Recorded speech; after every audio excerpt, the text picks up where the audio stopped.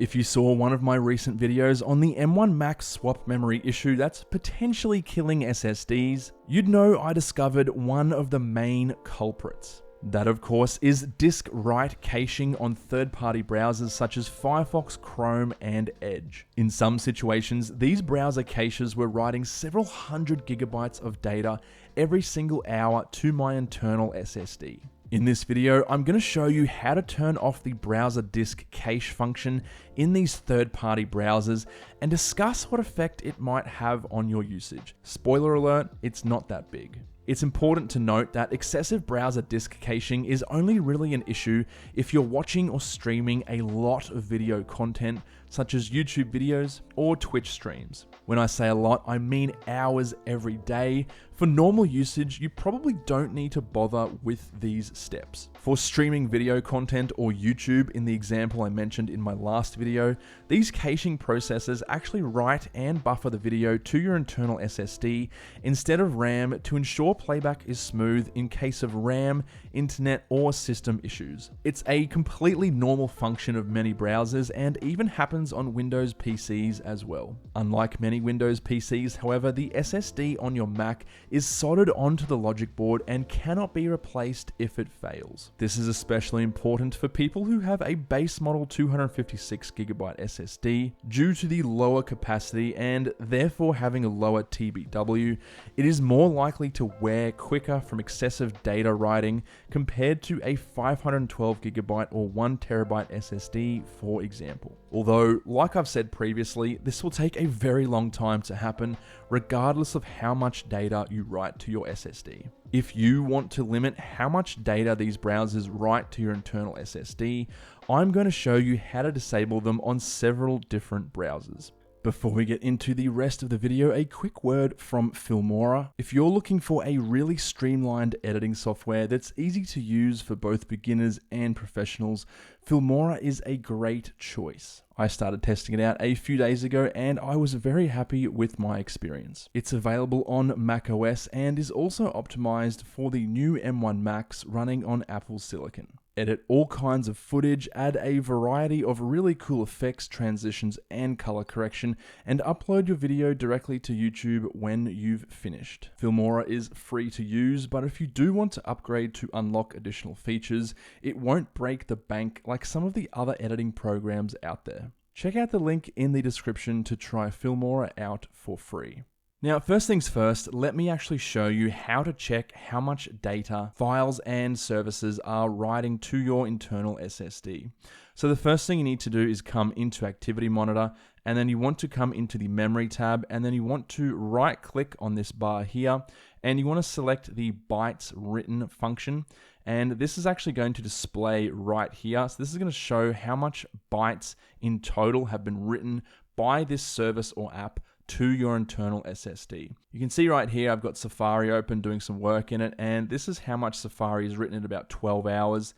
There are a few more Safari services down here, but it's really not that much. As I mentioned in my last video, Safari does not write much at all to the cache. It doesn't write any kind of videos or anything like that. So right out of the box, it's much better than these third-party browsers. But as I'm about to show you, you can also enable this feature on the other browsers as well. So what does a browser look like when it's actually writing cached video files to your internal SSD? Well, let's open up Google Chrome and let's go to a 4K video here, and we'll skip the ad and we'll set it to 4K and we will play this. And then what we're going to do is we're going to go back to Activity Monitor, and you're going to be able to see here in a second something called a Google Chrome browser helper. So we've got Google Chrome there. What I might actually do is just search for it. So Chrome, you can see here Google Chrome helper, and you can see here the bytes written value is actually rising fairly fast. So it's about 10 to 15 megabytes per second here, and it might not look like much now, but if you're doing this for 4, 5, 6, 7 hours a day, it can be hundreds and hundreds of gigabytes written to your internal SSD every single day, as you would have seen in my previous videos. So what we're going to do is we're going to pause this video and shut it down. And what we can do now is we're actually going to start disabling the caches on these browsers. We're going to start with Chrome, Brave, and Opera. And the reason why I mention all of those browsers together is because they're all extremely similar. They're almost identical because they are all based on Chromium. The only difference between these Chromium-based browsers is the developers have just taken them in slightly different ways, but at their core, they are essentially the exact same, which is good for us because the same command is actually going to allow us to switch off the streaming media caching setting. So coming back into Chrome, we're actually just going to copy and paste this instruction into the browser bar, and we're going to hit the return key on the keyboard. Now this is going to work the exact same for all of these Chromium based browsers. And what you want to do is you want to come here to turn off caching of streaming media to disk. You want to turn this to enabled. So you want to actually turn that off, and we're going to relaunch. And what we're going to do now is you can obviously see that it's enabled. So this means that we are not caching streaming media to disk. We're going to come back to YouTube. We're going to go to that same 4K video, and we're going to make sure it's playing in 4K. Yes, it is. By the way, the reason I'm playing it in 4K is just so we can see a bigger difference than 1080p. And I'm going to come back to the activity monitor, and you'll notice here that the Google Chrome helper is actually going to reload because obviously we've relaunched. And you can see here, instead of rising by 15 to 20 megabytes per second, that is actually not changing at all. Because as you already know, we've simply switched off the browser's ability to cache and write these particular videos onto your disk. So that is Google Chrome, but what about Brave and Opera? Well, I'll show you Brave. It is, again, the exact same step. You just want to copy and paste this particular command in the search bar up the top. You want to change this to enabled, and then you simply want to relaunch the browser, and it's going to change that setting for you. So very, very simple. One thing I will mention though is just make sure you come back here and check it every once in a while, because sometimes if you update the app or you change some settings, sometimes Google Chrome or Brave or whatever is actually going to turn this back to default. So just make sure you check it every now and then, or even better, maybe every couple of days or every couple of weeks if you are worried about excessive data being written to your SSD. Come back to the memory tab and just have a look at how much bytes have been written by any apps that you're using, just to keep an eye on it if you're worried. Moving on to Firefox, this one is slightly more complicated, but still not a huge issue. What you want to do is you want to search in the address bar about :config. You want to press the return key. You want to accept the risk and continue. And you want to come up here and you want to search for browser.cache.disk. And you want to come here to the browser cache disk enable, and you want to actually switch this so that it says false. Now, one thing you can also do here is you can come up here to the browser cache disk capacity, and you can actually edit this to a really low value, say like 500 or even 50, and that is just going to greatly limit the amount that Firefox will cache videos to your SSD.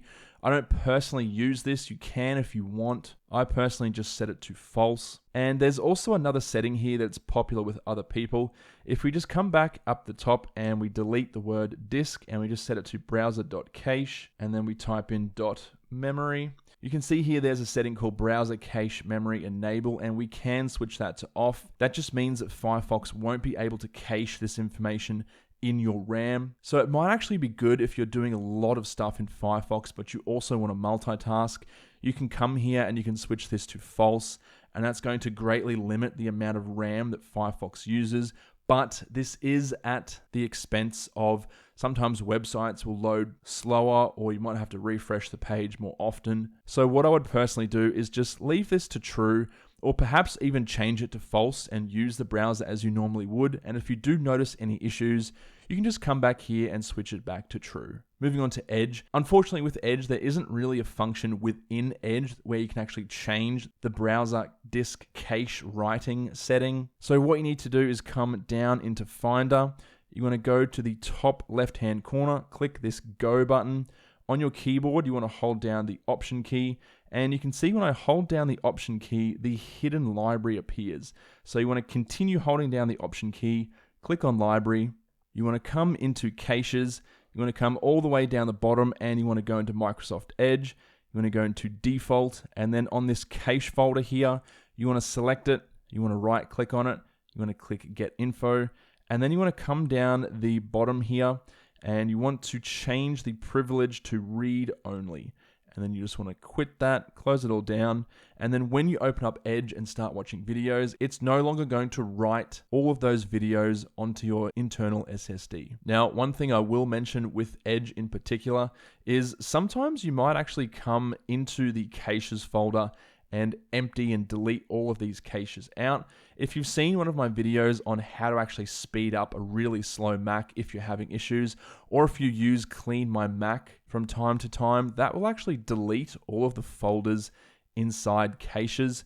And if that's the case, what you're gonna have to do is you're gonna have to come back into Microsoft Edge, go back into default, and then just make sure this cache folder, click it, get info, and make sure the privileges is set to read only. So let's quickly talk about drawbacks. So for me personally, I really haven't seen many drawbacks at all. You might see a little bit of a performance loss, for example, perhaps a slightly longer buffer time when you're watching videos, or if you leave a particular video, say for example, if you pause it and you come back an hour later, or you put your Mac to sleep and wake it back up. If you've been watching a video, or if you're halfway through a video and it's already buffered a little bit, you might have to refresh it because again, that information has not been written to the browser. It either has been written to the RAM, which is temporary memory, or it hasn't been written at all. But again, that really isn't a huge deal, especially if your internet speeds are fairly good. The other thing is you may see a very slight increase in RAM utilization.